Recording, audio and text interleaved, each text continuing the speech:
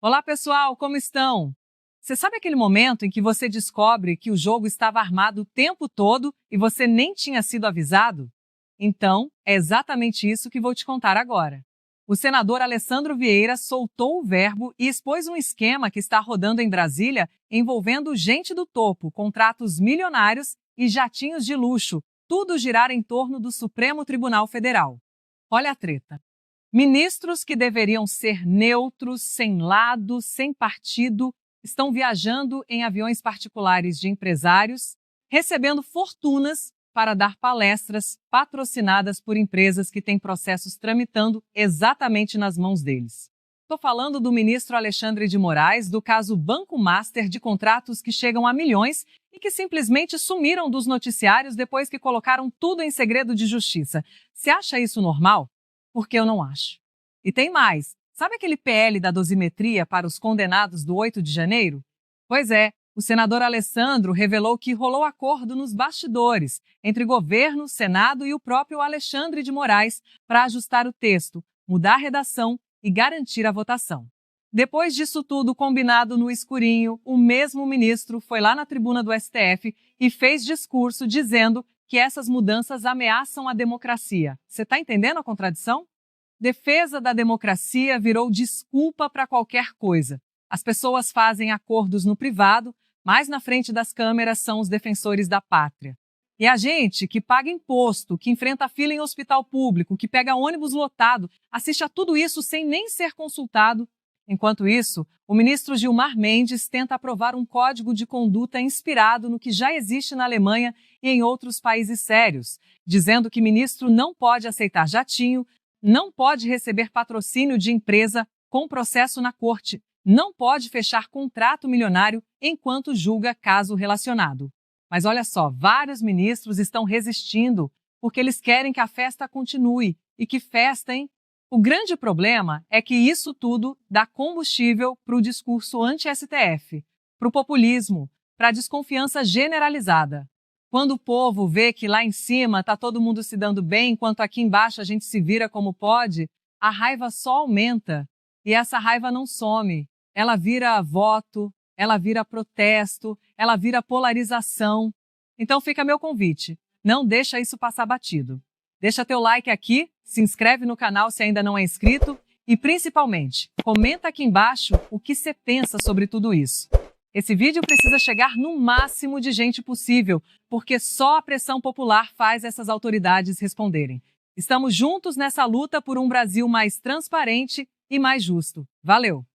É preciso, é o que eu sempre digo, a regra nesse caso aqui do judiciário não é clara. Se não é clara, você precisa ter um manual. Um VAR. Um VAR. O VAR assim, não talvez seja mais. eu falei aqui quando começou essa discussão de código de conduta, mas precisa, assim... Não, eu acho que não. Não, assim, em tese. Vergonha na cara, vergonha na cara resolve todos os códigos de ética. É o que a mamãe dizia, tenha vergonha na cara. Todo mundo entende o que é ter vergonha na cara. No fundo, todo mundo sabe, né? Todo mundo sabe. Mas por não ter um código de conduta, alguns... Por exemplo, esse caso que você acabou de citar do avião, atua nesse vácuo. Uhum. Precisaria dizer que não pode ou não deve, não é de bom tom, olha só. Assim, parece uma conversa de doido. Mas com o código de conduta, pelo menos como aconteceu nos Estados Unidos. Também lá, já explicamos aqui recente, em 2023, eles fizeram um código de ética lá. Constrangimento. Acho que você cria limite. Você faz um freio de arrumação. É preciso dar alguma resposta, porque realmente o que está acontecendo acaba corroendo a imagem do judiciário. E fica vedado ao ministro, rapidamente, Valdo. Fica vedado ao ministro, lendo aqui o projeto de lei do PSOL, não é do PL não, é do PSOL, é da esquerda. Participar de evento organizado por grupo com interesse financeiro substancial no desfecho do caso, ou seja, não dá para uma empresa levar ministro para palestrar no exterior e depois ter um caso sendo ali julgado pelo próprio ministro, né? Pelo próprio ministro. E é vedado também ao ministro manifestar-se publicamente sobre caso específico em que funciona como ministro, exceto na fundamentação das suas decisões. Ou seja, também é algo que já está na lei orgânica também da magistratura, mas de qualquer maneira. O ponto que eu quero chegar é o seguinte: o código de conduta que o Fachin propõe já está em discussão na Câmara E não nasce da direita interessada no impeachment de ministros que trabalham, porque só levantam questões de impeachment para quem trabalha, que é o Flávio Dino e o Alexandre de Moraes. Gostem, contestem as decisões dele, questionem ali se o procedimento foi legal, se não foi, isso tudo faz parte do jogo. Mas não são os abafadores. Me parece que são duas coisas diferentes. Uma coisa é você ir contra o Supremo por conta de decisões que o Supremo tomou. Sim. Outra coisa é você querer ter um controle externo sobre o judiciário por conta de claros conflitos de interesses. Então, conflitos de interesses que podem ser minimizados ali por regramentos mais claros, mais objetivos. A gente tem observado ao longo dos últimos tempos uma série, inclusive, de flexibilizações, até quem pode, quem não pode advogar, se você tiver ali um parentesco com o juiz, esse tipo de flexibilização me parece que fez muito mal à imagem do judiciário, então são coisas diferentes. Uma coisa é você ter uma decisão do juiz que você fica contrariado e, consequentemente, quer ir contra o judiciário. Outra coisa é tentar mitigar conflitos de essa desculpinha de Lava Jato, não vamos ter uma nova Lava Jato, já deu, né? Dó, né, gente? A Lava Jato teve um problema na 13ª Vara de Curitiba, ali, Sérgio Moro, Delanhol, ficou provado, anularam vários processos. Sim. Lula, que estava preso por conta da Lava Jato, hoje é o presidente. E já deu, tudo bem. Agora, você querer tudo agora para não investigar a corrupção, é o seguinte, não queremos uma nova Lava Jato. Que parece quando você diz que que é isso? O que Juiz não tem a ver com Lava Jato? Juiz. Quando você diz que não quer ter uma nova Lava Jato, é que você não quer os poderosos sendo incomodados, como na época da Lava Jato. Me parece que é um pouco por aí. Não que os erros da Lava Jato não sejam repetidos, etc. É o incômodo sobre os poderosos que não poderia se repetir. Fala, Valdo. Eu acho que o Supremo precisa de um código de conduta, né? Como todas as empresas hoje no Brasil, as maiores, aquelas que têm uma governança, né? Elas têm os seus códigos de ética, códigos de conduta, porque o funcionário que ingressa naquela empresa sabe exatamente o que ele pode fazer e o que ele não pode fazer, né? É óbvio que um ministro supremo deveria saber disso também. Olha, tem isso eu posso fazer, aquilo eu não posso fazer. É o básico, né? Mas sempre fica aquela dúvida. Hoje não existe nenhum regramento para isso. O ministro pode pegar carona num avião em que vai um advogado de uma causa que ele é relator? Pode. Olha, hoje não tem nada dizendo que sim ou não. Eu acho que não pode, né? Eu acho que não dá para fazer isso, porque ali vira um despacho que não vai estar registrado, né? Você tem que dar publicidade quando o advogado vai no gabinete de um ministro, tem que estar registrado em agenda que ele foi lá tratar do seu caso. Mas se isso é feito, não estou falando que aconteceu nesse voo, mas sempre fica a dúvida, né? Nesse voo você nunca vai saber o que foi tratado dentro desse voo, né? Que forma que foi. Então, outra coisa, um ministro pode participar de um seminário cujo o patrocinador master, aquele que banca tudo, inclusive a viagem do ministro, tem uma ação no gabinete daquele ministro? Na minha opinião, não pode, mas hoje pode, né? Então, eu acho que o código de conduta do Tribunal Constitucional Alemão, que o ministro Fachin está usando como referência, ele é até meio básico ali, mas pelo menos dá as balizas principais. Se tem algum ministro supremo que é contra aquele código do Tribunal Alemão, aí é para se assustar, porque ali é algo bem elementar sobre o que pode e o que não pode. Pode dar palestra, mas remunerado sim, mas tem que dar publicidade sobre aquilo. Viajou, foi bancado por a empresa que estava organizando aquela viagem, tem que dar publicidade, tem que divulgar quanto custou, né? São coisas básicas, você precisa fazer isso e separar, né? Tem isso e tem o abafamento de coisas, né? Então, assim, eu acho que já passou da hora do Supremo tem uma reação contra o ministro Edson Fachin por conta disso, e eu acho que é inaceitável essa reação, na minha opinião. Demetrio Magnoli, boa tarde. Você gosta que você já chega chegando nesse debate aqui, quentíssimo. Como você gosta, né, Demetrio? Boa tarde. Boa tarde, André, boa tarde a todos no estúdio, boa tarde a você que nos acompanha. A inspiração do ministro Fachin é o código de conduta da Alemanha, mas ele é insuficiente para o caso brasileiro, porque a Alemanha é a Alemanha. Na Alemanha as pessoas não são tão caras de pau, não é a festa do caqui, que nem no Brasil. Então ali só tem princípios gerais, né? Aqui precisa desenhar, precisa de um código de conduta que desenhe, que diga isso pode, aquilo não pode, detalhadamente. E o princípio é simples: paguem as suas contas, ministros. Paguem as suas contas. Você quer ver um jogo do Palmeiras em Lima? Compra uma passagem, vai ver, que nem eu faço. Eu não faço, porque eu não vou ver jogo do Palmeiras. Mas quando eu quero fazer alguma coisa, ou jogo de qualquer um no exterior, mas quando eu quero fazer alguma coisa privada, eu pago a minha conta. Paguem as suas contas. É proibido jatinho, ponto final. Porque hoje não tem um caso, mas amanhã tem. O jatinho foi o empresário que pagou. É proibido jatinho. Viagem com a vossa grana. É duro pedir isso. É proibido ser patrocinado para eventos teóricos no exterior. Qualquer doutrina jurídica que você quiser apresentar, você pode apresentar numa universidade brasileira. Você quer ir num seminário exterior? Paga e vai. Não pode, porque é ministro do Supremo, porque recebe dinheiro público, não é uma pessoa privada. Imagina se o Valdo viajar no jatinho do Vorcaro e depois cobrir o assunto do Banco Master. Não vai dar certo. Não pode. No jornalismo não pode, pode ir no Supremo. É um escândalo. Agora, tem dado certo a manobra para ocultar a festa do caqui. Tanto é que o contrato do escritório de advocacia da esposa de Alexandre de Moraes, que recebe ou receberia uma fortuna do Banco Master para fazer coisas futuras que não se sabe quais seriam, desapareceu de cena, desde o momento em que o Toffoli colocou em segredo de justiça o assunto Banco Master. Deve ter dado algum aviso para a Polícia Federal.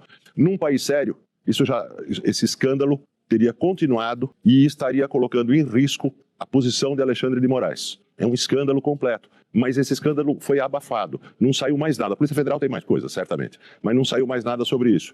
É por isso que tantos ministros do Supremo estão indignados com o ministro Fachin, que quer acabar com a festa do caqui. Estão indignados com o seguinte argumento. Não, falar de código de conduta agora ajuda o bolsonarismo. Virou o argumento universal para justificar a festa do caqui. Pois é, mas o pessoal que entrou com o projeto de lei. Pra você ver como é que... É verdade. Fala. Eu tenho 2 comentários muito breves. Primeiro, a lembrança dos princípios de Bangalore da ONU, que já é uma carta de recomendações para a atuação do mundo jurídico, judicial, planeta afora. Isso está disponível e já poderia estar sendo cumprido pelos ministros do Supremo e, de resto, pelo Judiciário brasileiro. O outro é um ponto que eu acho que vale a pena ressaltar, que o Código de Magistratura, ele foi considerado não vinculante pelo STF em relação aos próprios ministros. Quer dizer, a gente tem um arcabouço que funciona, em tese, para baixo, mas não para cima. Por que esse arcabouço não é reconhecido, ou o próprio CNJ ser a instância, digamos, de verificação, de arbitragem da atuação dos ministros do Supremo? É um outro debate derivado, porque me parece que o topo fica blindado de uma regulação que atua, que incide sobre a base. E isso que vocês estão falando, né? Viagem, jatinho, Congresso, tudo isso é uma parte da discussão. Ainda tem, vou repetir aqui,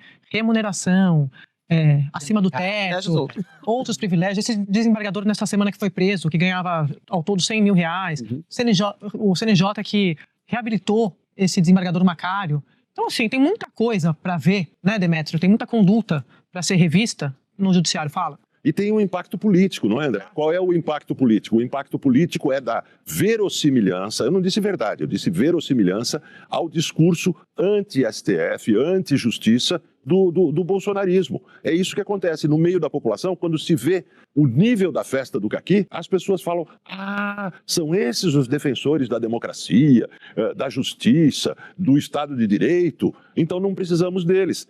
Esse é o impacto político. Com todo respeito ao caqui, né, Demétrio? Entrou com pedido de direito de resposta. Entrou com Tá sendo analisado. O pedido de resposta do caqui citado várias vezes aqui pelo Demétrio. Daqui a pouco a gente registra a posição do caqui aqui. O ministro do Tribunal de Contas da União. Mais uma vez, obrigada por aceitar o convite, senador. Boa tarde. Boa tarde, estou ouvindo bem vocês. Da minha parte aqui está funcionando bem. Da minha parte aqui também. Daqui também. O som no Senado é bom. Tá no Senado, o senhor? Tá no seu gabinete? Sim. Estou no gabinete. A gente tinha previsão de sessão hoje. Ô, senador, eu vou começar. A gente colocou mais cedo um trechinho seu ontem, quando o senhor estava lá na Comissão de Constituição e Justiça. E o senhor fez um desabafo. A gente sabe que isso aqui é um acordo que tem Alexandre de Moraes, que tem governo, falando da vergonha disso. Queria saber que acordo é esse que o senhor teve informação, que o senhor teve conhecimento, e o que isso significa, né? Porque graças a isso o PL da dosimetria foi colocado em votação, foi aprovado. E isso seguiu adiante. Eu acho que a minha fala, a fala do Renan, foram muito didáticas. Essencialmente, o que a gente sabe é que é um projeto que veio da Câmara dos Deputados com baixa qualidade. Ele veio dizendo que queria resolver o problema dos envolvidos nos atos do Rio de Janeiro, mas, na verdade, ele atingia diversos outros criminosos. E, para resolver esse problema, ou a gente fazia um novo projeto, ou a gente devolvia para a Câmara dos Deputados. Como essas duas coisas não tinham viabilidade, motivos diversos, né, fazer o prazo, essas coisas todas, a nossa orientação, a nossa sugestão era de pedir de vistas para amadurecer mais o processo e dar tempo para todo mundo entender a gravidade do que estava fazendo. A escolha do governo, surpreendentemente, foi negociar com a oposição e viabilizar a votação, sabendo que na comissão teriam votos suficientes para passar e para aprovar que as mudanças, os ajustes, fossem entendidos como de redação, quando na verdade foram de mérito, né? Então, esse foi o ponto. Quem participou dessa construção? O governo, e quem fala pelo governo no Senado é o senador Jacques Wagner, não é o Boulos, não é ninguém, é o Wagner. Ele é um parlamentar experiente, qualificado, com acesso direto ao presidente da República e com muita credibilidade na casa. Então, quando ele sinaliza que tem um acordo, ele desarticula qualquer possibilidade de você fazer o bloqueio regimental. E aí se vai para voto. No voto, corrigido o texto, você passa a entender que, olha, não está mais atingindo nenhum outro crime, além do 2 de janeiro. Tem defeito, na minha visão, nesse projeto, porque você está acelerando a progressão para esse crime enquanto a gente está endurecendo para todos os outros, mas é um problema menor, considerando que, no meu caso, eu defendo a redução e o tratamento diferenciado para os pequenos desde o começo do ano. A participação do ministro Alexandre. O ministro Alexandre conversou com vários senadores, discutiu detalhes de redação, sugeriu redações e depois faz discurso na tribuna do STF dizendo que é contra essas mudanças, que atentam contra a democracia, como eu falei na tribuna ontem. Defesa da democracia virou desculpa para qualquer canalice. As pessoas fazem no escurinho uma coisa, mas pegam o microfone e são defensores da democracia. E a gente tem que se perguntar que democracia é essa. O senhor acha que o senhor enxerga o Supremo hoje, senador? E é muito impressionante que vários ministros do Supremo têm conexões políticas, né? Acha que o Supremo Tribunal Federal está virando uma espécie de terceira casa legislativa? Na verdade, está virando a primeira casa legislativa, porque eles se colocam numa posição de interferência e de articulação política. Eles tentam formar maiorias, eles questionam textos em andamento, eles são próximos de parlamentares de diversas características e perfis. Isso tudo é extremamente negativo, porque vai cada vez mais derrubando a credibilidade da justiça. O juiz, por definição, tem que ser neutro. Ele não tem partido, ele não tem lado, ele não tem parceiro político, ele é neutro. Ele é demandado pelas partes e aí ele decide. E por que a sociedade confia na decisão? Porque ele é neutro. Infelizmente, hoje, não é neutro, né? O nosso judiciário, nossa Suprema Corte, está bem longe da neutralidade. A gente vê novamente um bom ministro, o ministro Fachin, tentando fazer movimentos para sanear essa situação da forma mais leve possível, que é um código de conduta, mas enfrenta uma forte resistência dos colegas, porque eles querem que não só eles e seus familiares, mas a gente também, cidadão, a gente acha normal. Carona em jatinho de investigado, patrocínios milionários, contratos para parentes milionários, e nada disso é normal. Não na democracia de verdade. Senador, a propósito dessa sua observação, perdão, só para aproveitar essa declaração do senador, eu assisti na semana passada a uma sessão da CPI do crime organizado, estava lá o ex-ministro do Supremo, Ricardo Lewandowski, hoje ministro da Justiça, e o senhor dizia, a propósito dessa promiscuidade, não é, que graça entre ministros do Supremo e investigados ou advogados de investigados, e o senhor dizia, esse país já teve presidente preso, já teve ministro preso, senador preso, deputado preso, ainda hoje pediram a prisão de outro senador aí, mas o Supremo negou, né? Governador, prefeito, vereador, todo mundo preso, mas ainda não teve ministro de tribunais superiores preso. E o senhor dizia, me parece que esse momento se avizinha. Acha mesmo que o Supremo, que acaba de sair do julgamento de uma conspiração golpista, que em tese teria que elevar a estatura do tribunal, acha mesmo que o Supremo está na bica de ter ministro e seus presos? Eu acho que vai acabar sendo um desdobramento natural, né? A gente não tem como dimensionar o lapso histórico em que isso vai acontecer. Mas essa normalização de absurdos, ela vai rebaixando cada vez mais a justiça. Isso agride o cidadão brasileiro. Ninguém pode achar normal o que acontece em Brasília. Então a gente entra aqui, eu cheguei aqui tem 7 anos. A gente tem essa percepção de Brasília quase como uma bolha. E aqui em Brasília muitas coisas acontecem e as pessoas começam a achar normal. Não, isso é natural, isso é comum. Familiares que se transformam em milionários, negociatas que acontecem em restaurantes, em bares, em casas, no lar. Só que isso não é normal. E isso vai gerando um ressentimento, um incômodo, que é o que dá combustível para os personagens populistas que aparecem de tempos em tempos, que se colocam como heróis da nação. Isso tudo é muito ruim. Então, naturalmente, você tem investigações, e sendo bem preciso no que eu falei, e para seguir essa coisa de uma escada histórica, a gente está mais perto de prender ministro do STJ, porque você tem várias investigações em andamento de venda de decisões e que vão acabar resultando, no mínimo, em algumas aposentadorias, porque costuma ser a regra, né? E, no caso do ministro Supremo, desdobramento da mesma forma. Você vai vendo as coisas acontecer, essa proximidade perniciosa, e isso vai gerar resultados. Vai depender das circunstâncias políticas, é claro, mas eu não vejo hoje um outro caminho, um outro destino. E é uma escolha dos ministros. Senador, boa tarde, obrigado aqui pela presença. Duas questões. A primeira dado toda essa discussão a respeito se as emendas que foram feitas, né, por sugestão do senador Sérgio Moro, por acatamento do senador Espiridião Amin, com relação à questão de ser uma emenda de redação ou de mérito, o senhor acha que isso vai terminar sendo analisado no Supremo Tribunal Federal por conta disso? Né, por conta de não ter voltado à Câmara dos Deputados? Eu queria uma avaliação do senhor sobre isso, e eu queria também uma avaliação do senhor sobre o seu voto, porque aí no final das contas o senhor também votou a favor do texto, né, da proposta aprovada na CCJ. A gente tem já judicializado a questão, né? Alguns líderes de partidos da Câmara dos Deputados já ingressaram com mandado de segurança. É o remédio cabível no caso, porque você teria, em tese, uma fraude ao sistema bicameral. Um projeto que deveria voltar para a Câmara dos Deputados não voltou, porque se entendeu no Senado que aquela emenda era de redação. Eu repito o que falei ontem. Se o colegiado entende que é de redação, vamos tratá-la como de redação. Tratando-la como de redação, eu passo a ter um projeto que não tem mais os seus piores defeitos, que era você abrir as portas para outros crimes. E aí você passa a ter apenas um defeito, já falei isso agora na nossa conversa, que é a progressão acelerada. Mas as pessoas estão fazendo, para fins de narrativa política, algumas derivações que não correspondem exatamente à realidade. O que esse projeto faz? Vamos pegar o caso do Bolsonaro, que é o que todo mundo se interessa e se preocupa. Todo mundo fala da Mariazinha, no Joãozinho, mas ninguém está nem aí para Mariazinha e Joãozinho. Se estivessem preocupados com Mariazinha e Joãozinho, a gente já teria resolvido isso antes. Os ministros julgando corretamente e nós legislando. E desde o começo do ano tem proposta nesse sentido de resolver o problema dos pequenos, que foram massa de manobra. Mas falando do Bolsonaro, está condenado a 27 anos e pouco. Essa mudança legislativa traz a condenação dele para 20 e pouco. As regras de progressão de regime, as atuais, permitiriam que ele iria para o semiaberto em 6 anos. Com as novas regras, nesse novo formato feito, isso passa para 4 anos e alguma coisa. Então, essa é a diferença real. Aí o relator na Câmara dos Deputados, para tentar agradar mais a base bolsonarista, ele diz, não, mas se ele fizer todas as medidas para reduzir pena, ele pode sair em 2 anos e meio. Se ele estudar, se ele fizer leitura de livros e resumo de livros, e parece que são 2 circunstâncias improváveis para o Bolsonaro, né? A gente conhece o Bolsonaro. Mas vamos lá que ele faça isso. É a mesma regra que vale para todo mundo. Então, botei com muito conforto nessa situação, mas fazendo alerta. Vai ser judicializado. Entendo que o colegiado tecnicamente está agindo errado, mas no mérito, quer resolver o problema daquelas pessoas, que é uma coisa que eu quero resolver desde o começo do ano, de fato se dá um passo adiante. O senador precisa sair, que ele está aí com uma agenda, uma pena. Mas eu vou respeitar, porque senão ele não volta. Senador, obrigada pela sua participação. E olha só, o que a gente agora vem a parte que mais incomoda. A imprensa tradicional correndo para defender, para explicar, para jogar pano quente em cima de tudo que a gente acabou de expor aqui. Mas sabe o que mudou nos últimos tempos? A população brasileira já não compra mais esse discurso pronto, empacotado e entregue de bandeja. O povo está vendo com os próprios olhos, está questionando, está cobrando respostas que simplesmente não aparecem. Vamos falar a verdade crua?